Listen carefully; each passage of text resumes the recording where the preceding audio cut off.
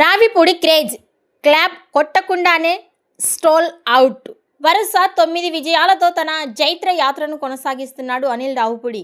Hit machine అనే title కూడా సొంతం చేసుకున్నాడు. రాజమౌళి తర్వాత ఇలాంటి ట్రాక్ రికార్డు ఉన్నది రావిపూడికే. సంక్రాంతికి రావడం, ఓ సూపర్ హిట్ కొట్టడం అలవాటు అయిపోయింది.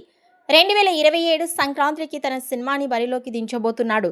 వెంకటేష్, కళ్యాణ్ రామ్లతో చేస్తున్న మల్టీ స్టారర్ ఇది.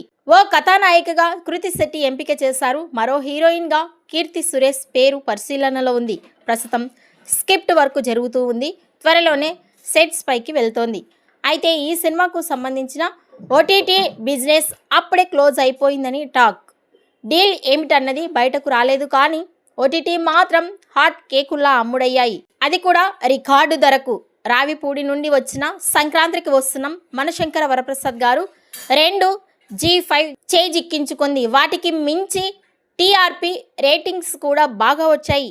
ఈ సినిమా కూడా G5నే దక్కించుకున్నట్లుగా ఇన్సైడ్ వర్గాల చెబుతున్న టాక్. తన ప్రతి స్క్రిప్ట్ని వైజాగ్లో రాయడం అనిల్ రావిపూడికి సెంటిమెంట్. ఈ స్క్రిప్ట్ పనులు అక్కడే జరుగుతూ ఉన్నాయి. ఇప్పటికే ఫస్ట్ హాఫ్ లాక్ చేసినట్లు సమాచారం.